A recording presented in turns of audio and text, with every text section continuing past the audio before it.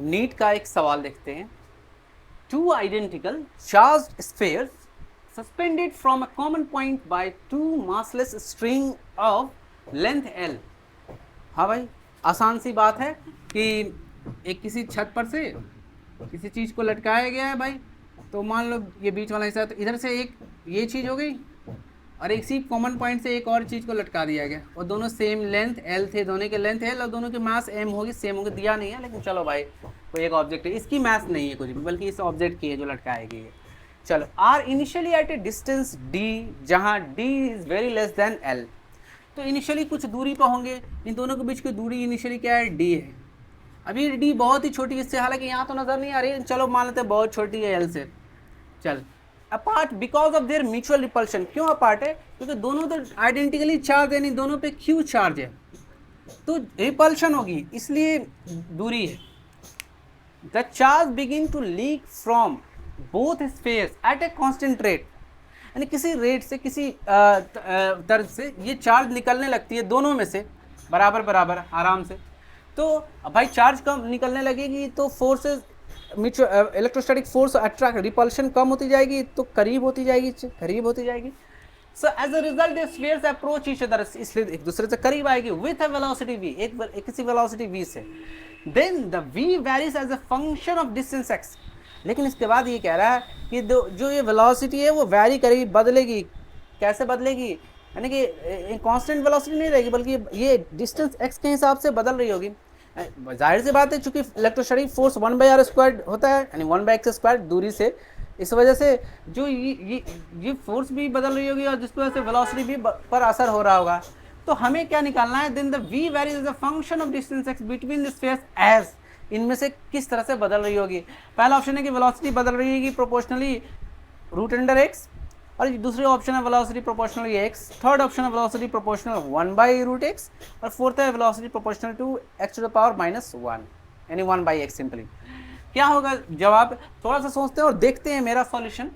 अच्छा, अगर मैं कहूँ कि यार यहाँ तो d है ही नहीं, यहाँ तो x है। अरे भाई, d शुरुआत में था, बाद में दूरी कम होती जा रही है, किसी भी वक्त में x दूरी है दोनों के बीच में। तो चलो भाई, x दूरी है, यानी कि मान लो ये आधी है बीच में, क्योंकि म्यूचुअल इक्वली रिपल्शन होगा, तो ये यहाँ से यहाँ तक x/2 मान लिया, और ये तो l दूरी है ही। चलो एक की तरफ देखते हो। चलो, ये एंगल थीटा बन गई किसी भी वक्त में, और किसी भी वक्त में भाई इधर की तरफ तो फोर्स लग रही है, इलेक्ट्रोस्टैटिक फोर्स, और नीचे की तरफ mg लग रही होगी। बहुत अच्छा लग रही होगी। सही बात है भाई, सही बात है, लग रही होगी। ठीक। अच्छा, अब अभी हर वक्त में चार्ज निकल रही है, तो चलो किसी वक्त में एकदम एक्सरसाइज पॉज करते करते, चलो इस वक्त में, तो इस वक्त में एकदम इक्विलिब्रियम होगी कि निकल गई होगी चार्ज, और एकदम जितनी आनी जितनी आ गई होगी, फिर एकदम स्टॉप की तरह कंडीशन होगी कि अगली बार निकले तो फिर और करीब आए। तो चलो एक इक्विलिब्रियम कंडीशन देखते हैं, क्योंकि इक्विलिब्रियम इसलिए ले रहे हैं ताकि हम फोर्सेस को इक्वेट कर सके। तो किसी इक्विलिब्रियम कंडीशन पे देखते हैं कि ये फोर्स है, ये फोर्स है, दोनों फोर्स को ले इक्वेशन में। तो किसी कोई टेंशन T लग रहा होगा, यानी T cos थीटा। अगर ये थीटा ये है, तो ये सामने वाला sine theta, T sine theta, और ये cos थीटा हो जाएगी बेस।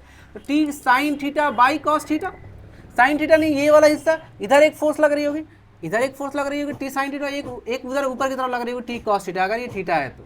ठीक है। अच्छा, और एट इक्विलिब्रियम ये इसके बराबर होगी, वो इसके बराबर होगी, यानी T sine theta by T cos theta, T से T कट जाएगी, और sine theta by cos theta हो जाएगी tan ऑफ द थीटा, और इक्वलिटी क्या हो जाएगी? F/mg। सिंपल सा एक इक्वेशन हमें मिल गया, जहाँ F क्या है भाई? k/q/r² है। बहुत अच्छा, k/q/r² है, और mg तो mg ही है। बहुत अच्छा, ये tan थीटा क्या है? tan थीटा क्यों कर रहे हो सर? हम इसलिए कर रहे हैं कि हम इस रिलेशन चाहते हैं। चलो भाई, अच्छा रिलेशन कैसे? tan थीटा क्या होगी? Perpendicular by base, perpendicular x/2 आ गई।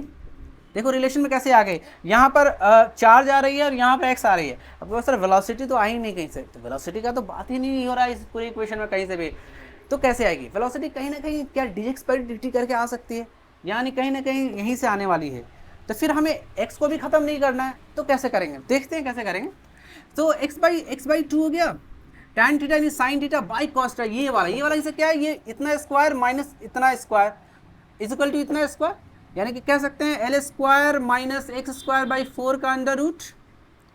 अच्छा, अभी कुछ देर पहले कहा गया कि डी बहुत ही छोटा है एल से, तो ये वही तो डी है किसी वक्त में, जो कि मतलब डी चूंकि इनिशियल डिस्टेंस है बहुत दूर, तो हमने एक्स मान लिया किसी पॉइंट पे, तो ये वाली तो जीरो हो गई, यानी कहानी खत्म हो गई, सीधे एल स्क्वायर का अंडर रूट एल हो गया, यानी एक्स बाई टू तो नीचे आ गई नीचे का, और ये एल हो गया, 2l हो गया। तो हमारे पास दो बातें हो गई, एक यहाँ से देखते हैं और एक इधर से देखते हैं, दोनों को इक्वेट करते हैं। दोनों को इक्वेट करके हमें मिल क्या रहा है, इधर x है तो यहाँ अच्छा एक्स स्क्वायर होना चाहिए था, एक्स स्क्वायर या आर स्क्वायर मैंने लिखा है, चलो भाई एक्स स्क्वायर होना चाहिए, एक्स स्क्वायर इधर गुना किया तो एक्स क्यूब हो गया, और इधर प्रोपोर्शनलिटी दे देते हैं और इधर की तरफ क्यू स्क्वायर हो गया, क्योंकि चार्ज ही तो है जो कांस्टेंट रेट पे लीक कर रही है, यानी कि हमारे पास एक्चुअली जो मिल रहा है x square proportional to x cube. एक बहुत इंपॉर्टेंट बात जिससे कि हम अपने रिजल्ट को निकालेंगे, ये इंट्यूशन कैसे आएगी, ये इंट्यूशन बहुत ही गहराई सोचने से आएगी, वन ऑफ द क्वेश्चन तो बहुत ही इंपॉर्टेंट है नीट के हिसाब से। अगर हम यूँ कहें कि देख भाई अगर Q क्या है तो Q प्रोपोर्शनल टू ये स्क्वायर उधर जाएगा तो इसका पावर 3/2 हो जाएगी, बहुत अच्छा। अगर हम कहें कि एक कांस्टेंट रेट से यानी dq/dt की हिसाब लगाने को किसी वक्त के साथ dq में बदलाव हो रहा है, तो इसको कह सकते हैं यहाँ भी d/dt करना होगा, यानी dx 3/2 जो वेरिएबल है इसको dt के हिसाब से करना होगा। लेकिन आप कहेगा सर इसमें t तो है ही नहीं, जिसको फिर कैसे इंटीग्रेशन को कंप्लीट करेंगे, तो चलो भाई t नहीं तो x ही मान लो, और फिर अगले दफ़े में dx/dt दे दो, और इससे हमारा काम भी निकल गया। हमारा काम इससे निकला कि dx/dt क्या हो गई, v हो गई, यहाँ v आ गई और यहाँ x आ गई। अब इस इक्वेशन से क्या हम डिराइव कर पाएंगे कि देख भाई कि यहाँ d/dx ऑफ x क्या होगी, यानी कि एक हथौड़ी मारेंगे 3/2 आगे आ जाएगी, तो हमें कांस्टेंट तो मतलब नहीं, और एक कम हो जाएगी, 3/2 यानी 1.5 में से एक कम हो गई, यानी कि आधी हो गई, यानी x का पावर आधा, और इधर v ही रहा। तो अगर इसको इधर ले आएँ चाहे उधर v देख सके तो माइनस आधा हो जाएगी, ई प्रोपोर्शनल टू v हो जाएगी, यानी v proportional to x to the power root under x to the power -1/2, यानी x to the power -1/2 is our correct answer. चलते कंटिन्यू करते हैं नेक्स्ट सवाल की तरफ।